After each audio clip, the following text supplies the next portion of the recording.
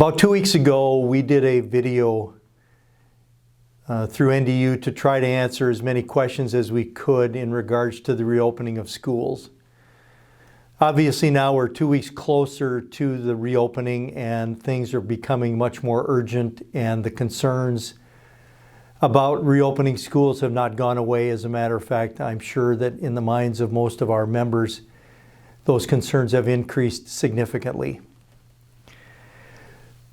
So we decided to do another video to try to answer additional questions that we may not have been asked or answered in the first video series. Once again, if you've got other questions that we don't address in either of these videos, make sure that you contact NDU through their website, and they will try to address, and we will try to address those questions as quickly as we can, because we understand that time is of the essence. The one thing that I want to make sure that all of our members clearly understand is, in this time of pandemic and the reopening of schools and all of the discussion that surround that, there are not a tremendous amount of solid, good answers. The issue of the reopening of schools has basically been left to local school districts and local school boards. Your input in regards to the reopening of schools will be vital. And in the event that there are certain aspects of your school reopening that you disagree with, it's okay to ask questions. It's okay to be concerned, because obviously the health and welfare of our children is paramount, and your welfare and security and health is paramount as well. So ask questions. It's okay. If there's something that bothers you about your reopening, ask questions of your administrators. Get a hold of your field staff representative so that we can address them, so that you can have knowledge of what this situation is and what the answers are. One of the most repeated questions that we get is in regards to masks, and most oftentimes that question revolves around the issue of whether a school district can require masks. And we've issued you an opinion that indicates that school districts can require masks. Of course, on the other hand, there may be situations where school districts are not going to require masks. Our members have consistently asked us if they have the right to wear a mask in that situation, and the answer to that is absolutely yes. For your own safety, for your own health, not only of your students, but of your family, clearly you can wear a mask. But the much tougher question comes in when a teacher indicates that they want their students to wear masks, when that is not necessarily mandated by the school district. That's a much tougher question. And in trying to deal with that question, we've got to get into issues in regards to the Americans with Disabilities Act. I think it's fair to say that if a teacher simply comes to the administration and says they have a preference that they would like their students to wear masks, that request would be taken under consideration by the administration and most likely be denied if the school district has not already mandated the use of masks. So I think in order to strengthen the argument in regards to the wearing of masks by students, the individual teacher must come forward with another reason besides simply having a preference that they want masks to be worn in their classroom. In other words, they would have to come up with some type of medical reason for the wearing of masks by students. The fact that the teacher has some kind of recognized condition which makes them more susceptible to COVID. For example, teachers that have autoimmune deficiencies, or one of the other categories outlined by the CDC. If one of our teacher members has those kinds of conditions, they certainly can express that to their administration and request that those masks be worn by students. But in the event that those are denied, that doesn't necessarily end the inquiry, because we would like you to contact NDU in regards to that situation so that we can see if we can be of further assistance to you. In certain instances, this is going to be a matter of life and death, not only for students, but for their extended families, for you and your extended family, and for the community as a whole. So it's obviously our hope that those kinds of considerations will be taken under advisement by all school administrations and school boards when they believe that they are not going to require the mandatory wearing of masks.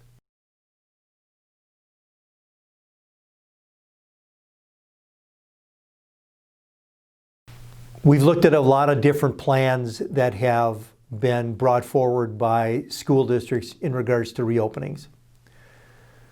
Many of them are color-coded, depending on the severity of the COVID, not only within the community, but within the school district itself. There have been a lot of questions about distance learning, about teachers attending to their school duties. It really is going to depend to a great extent on the COVID activity in your particular community, in your particular school district, and whether or not your school district will comply with the plan that they have brought forward. While the plan may not have the force and effect of law, it would certainly be my opinion that when a school district holds out a plan to their community, to their teaching staff, that they will follow that plan to the letter. And when in doubt, make sure that safety comes first for not only the students, but the staff and the teachers as well. We hope we don't get into situations where we have to try to enforce these provisions through courts, because that is not a good avenue. The better avenue is trying to work as a school district and as a community to make sure that this is a safe reopening.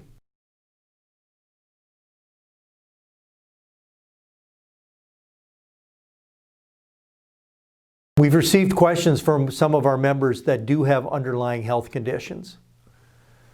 In response to the disclosure of those underlying health conditions, school districts have required or are presenting to teachers and staff members various forms they want them to sign in regards to their medical history, their medical condition, and the type of accommodations that would be requested by that particular teacher.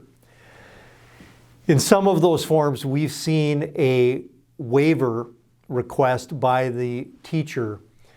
And what I mean by that is there's a provision in that form that says that by signing this accommodation form or this request for accommodation form, you are also asking or giving permission to the school district to contact your medical provider directly and to ask questions of your medical provider.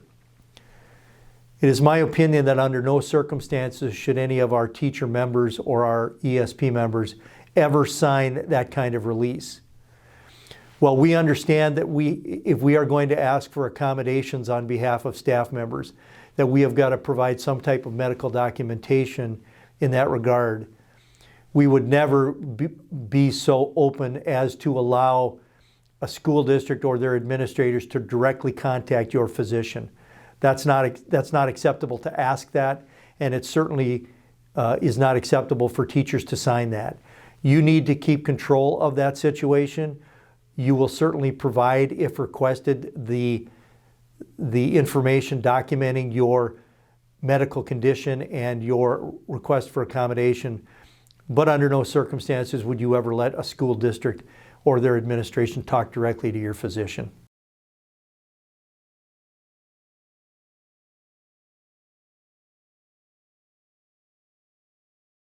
With increased exposure is going to come increased testing and increased cases. We are going to find teachers who are in situations where they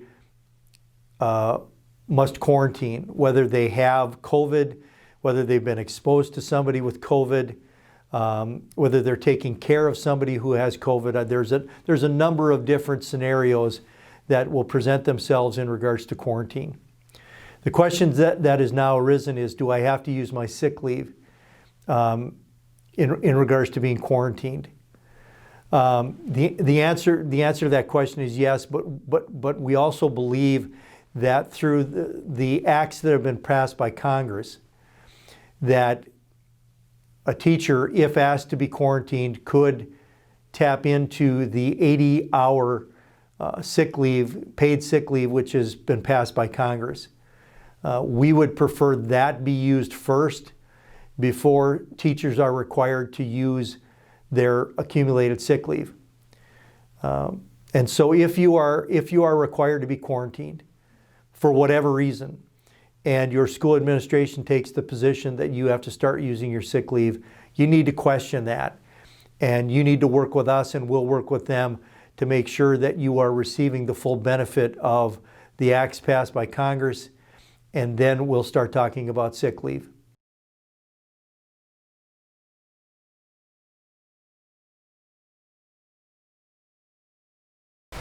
Many of the teaching associations in the state sign two-year contracts. It's been rather common that education associations and school districts only negotiate every 2 years, and that the contract will carry through the legislative biennium. The question's now arisen that if you signed a 2-year agreement in 2019 that doesn't expire until 2021, is that agreement enforceable during this age of COVID and during the pandemic? The answer to that question is, of course, your negotiated agreement is still effective. This question often comes around because there are scheduling concerns, there are lunch concerns, there are prep period concerns. And with 175 different school districts out there, approximately 175, we have so many different negotiated agreements that we can't give you the general answer to the questions that are arising. What we need to do is hear from you. If you have a specific question about your using of your prep period, or your duty-free lunch, or your time you need to come to school, or the time you need to supervise students, and those kinds of issues are all being impacted now with new schedules or new distance learning or matters such as that. We need to hear from you sooner rather than later. We don't want to have a scenario arise where you're losing your prep period, or you're losing your duty-free lunch, or you're losing some of those things, and you've let that go on for a 3 months, and then you call us. We would rather hear about it right away. We'd rather hear about it the first day of school, or we'd rather hear about it before school starts, so that we can address it, look at your negotiated agreement, see what's been negotiated, see what the parties intended when they drafted and signed off on that negotiated agreement, so that we can give you the best advice. There will be times where those kinds of issues, lunch periods, schedules, prep periods, those kinds of things are not contained in the negotiated agreement. The North Dakota Supreme Court has indicated that items which are not contained in a negotiated agreement are subject to the discretion of the school district. So if you have a situation where your school district wants you to use a prep period to watch other students, and your negotiated agreement doesn't make any reference to prep periods or duty-free prep periods, then the school district may be able to require you to use up those prep periods to supervise students or to adjust your schedule. But once again, simply because your school board or administration takes a particular position on that doesn't make it right. It's okay to ask questions. It's okay to ask them questions, and it is certainly okay to ask us questions because we want to make sure that you get the right answers. But you have to ask us first, and I can't stress that enough. You have to ask questions. It's not a situation where you just need to take somebody's word for it or those kinds of things. Ask the question. Asking questions in and of itself is not disrespectful, and it clearly is not insubordination. It's okay to ask questions. So do that, and we'll try to get you the answers as quickly as we can.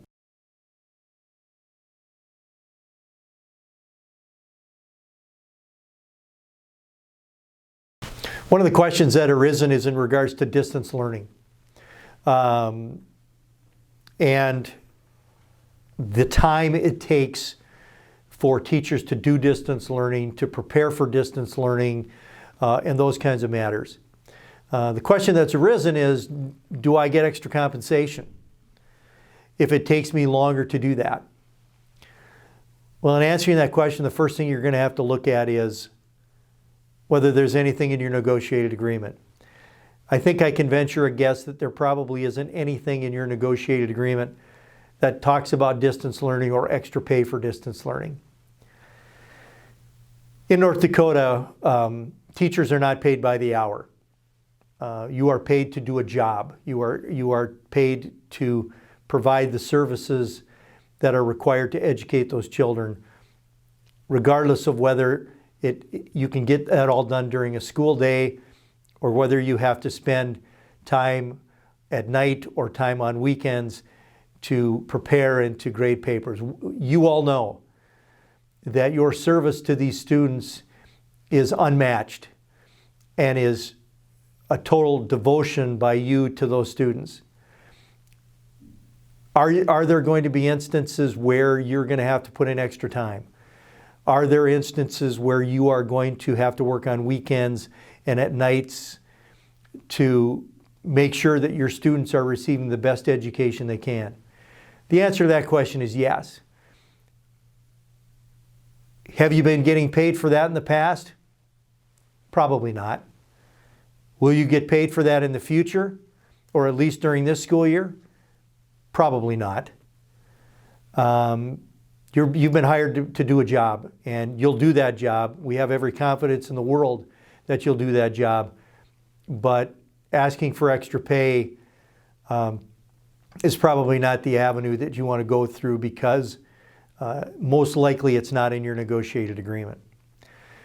Now, with saying that, that doesn't mean that education associations cannot try to reopen negotiations and deal with their school districts to see if they can negotiate extra compensation or extra duty pay or something like that in the event that it is becoming common. Most oftentimes your negotiated agreements are not going to contain anything in regards to extra duty pay or extra compensation for COVID or anything else. Whether or not you want to negotiate those things is up to you. But because this situation is so fluid and changing every day, and it's changing for you, it's changing for your school administrators, it's changing for school boards, we have to be able to be flexible. And let's look at those issues as they arise. Let's see if we can't work things out. It's a very strange time we're living in here, and I think flexibility on behalf of all parties, parents, teachers, administrators, and school boards, is vital to making sure that the education given to our children is as good as it can be.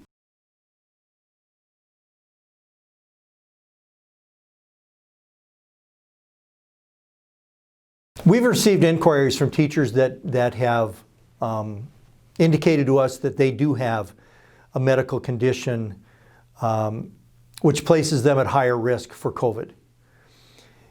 And they want us to describe the various steps they need to go through to make sure that that is addressed and taken care of. The first thing that you've got to understand is your medical condition is confidential and private information. However, if you want some type of special accommodation from the school district in regards to that you are at higher risk for COVID, the first thing you're going to have to do is to disclose your medical condition to your school administration. Under the ADA, there is what is called an interactive process.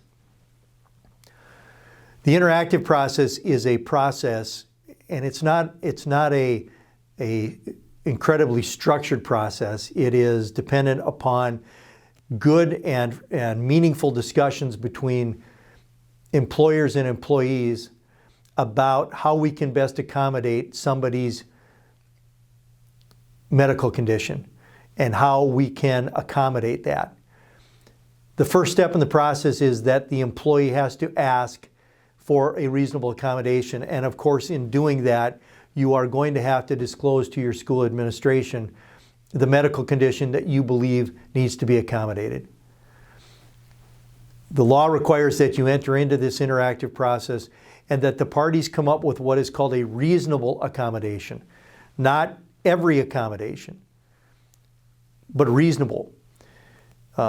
School districts and employers, for that matter, look at the term reasonable in regards to this simple fact. How much is it going to cost us?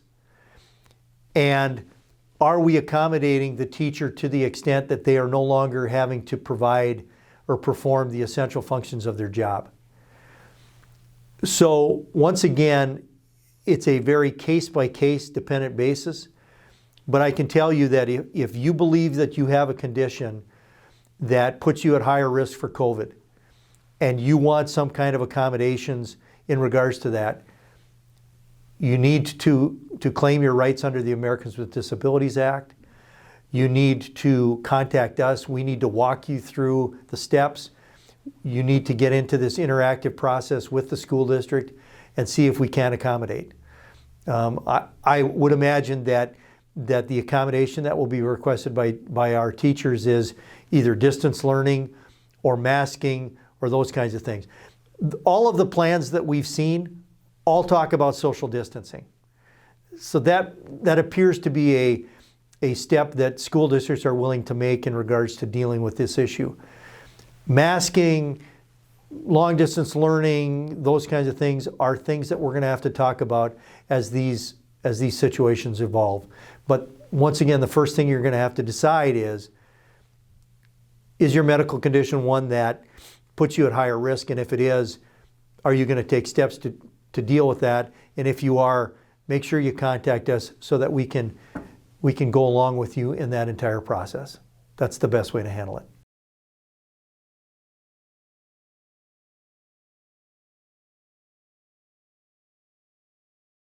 With school fast approaching, there are teachers who have actually started to question whether or not they want to go back to school under any circumstances. And they have asked us to try to delineate any penalties or other things that may befall them if they decide that they just don't want to go back. And like I say, for whatever reason. For purposes of my discussion, I'm going to assume that these teachers have signed contracts for the 2020-2021 school year. Anytime you have a signed contract and you decide not to perform your end of the bargain, in other words, you're not going to show up and teach, you are in breach of contract. Breach of contract has been defined by the North Dakota Supreme Court as simply non-performance. If you breach a contract in the state of North Dakota, you are subject to damages. And the damages that would be suffered by a school district would be the difference between what they were going to pay you and what they now have to pay a substitute that they hire within a couple weeks of school starting. Those damages most likely will be minimal because it's set by the salary schedule. But for example, if you're at a certain line and education and you're getting paid $52,000 and the only teacher that they can find to teach science is a teacher with a master's degree plus 60 hours and 25 years of experience, and they come in and they now have to pay that teacher $65,000, theoretically the school district would have a cause of action against you for the difference between those two amounts. Secondly, In a lot of school districts, there's what's called a liquidated damage clause. And that is the scenario, the penalty that sometimes teachers have to pay to breach contracts later in the school year. There's usually a graduated scale. If you break your contract in May, it costs you $500. But if you break your contract in August, it costs you $2,000. We have found over time that those are enforceable unless they serve as a penalty. There's got to be a correlation between the amount of money the school district incurs as damages and that liquidated damage amount to require the teacher to pay that. Thirdly, and most importantly, is the fact that if you aren't under contract with a school district and you breach that, that is a cause for the Education Standards and Practices Board to take action against your license.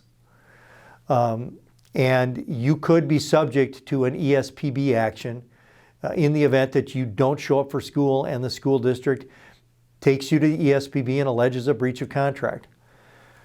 Of course, your breach of contract, the reason for your breach of contract may be an assortment of different reasons, including the fact that I am susceptible to COVID, that I am at a higher risk for COVID, or that I'm of retirement age. And I've just decided that, on August 6th of 2020, I just don't want to teach this year. I want to stress to you that those are all personal decisions that you need to make, but you need to understand that with signed contracts, in the event that you decide you don't want to fulfill that contract, there are legal ramifications that will arise in the event that you don't do that, that you simply have to think through. If you do make those decisions, please contact us.